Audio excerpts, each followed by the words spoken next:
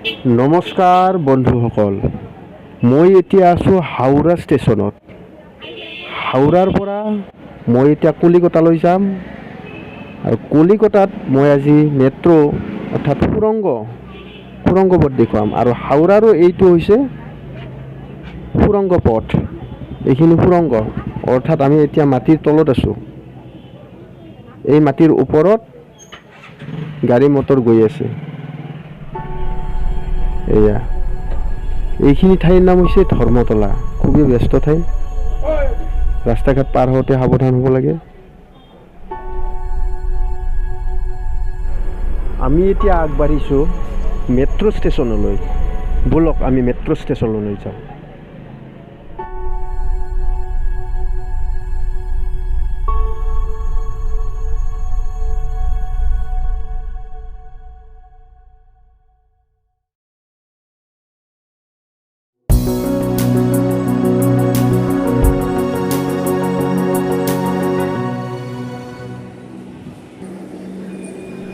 আমাৰ দেশৰ প্ৰথমটো মেট্ৰ' ষ্টেচন, ইয়াক সুৰংগ মেট্ৰ' বুলিও কয় আৰু স্থানীয় ভাষাত পাতাল ট্ৰেইন বুলি কয়।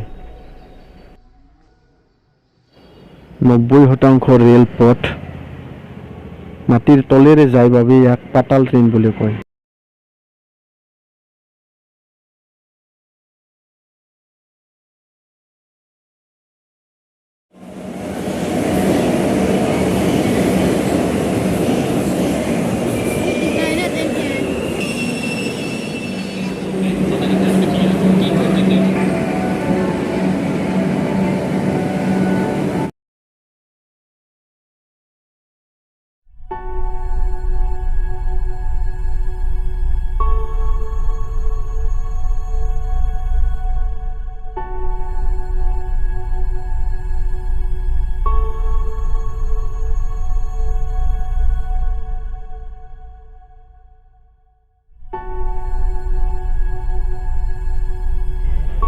এয়া হৈছে কলকাতাৰ বিখ্যাত ধৰ্মতলা বজাৰ।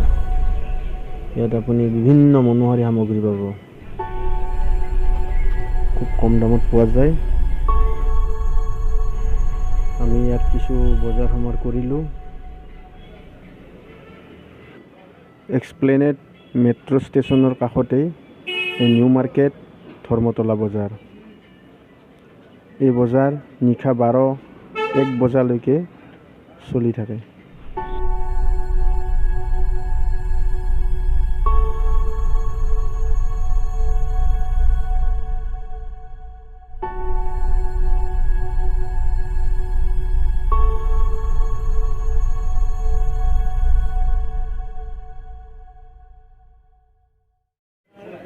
যিকোনো বস্তু কিনোতে সাৱধান হোৱা উচিত, কাৰণ ইয়াত 3 গুণ পৰ্যন্ত দাম কৰে আৰু আপুনি বস্তু কিনোতে সেইকাৰণে মই কৈছোঁ সাৱধান হ'ব।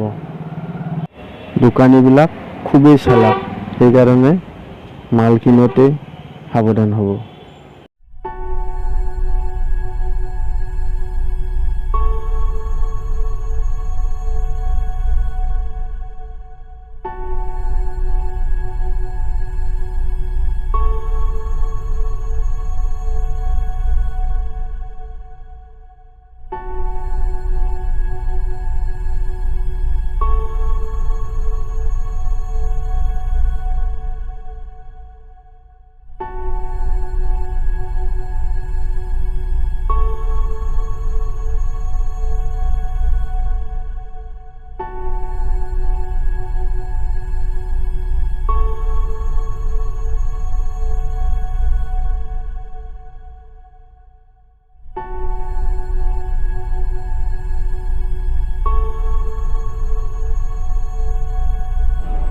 আচলতে ধৰ্মতলা বজাৰখন খুবেই ডাঙৰ, বহুত ডাঙৰ।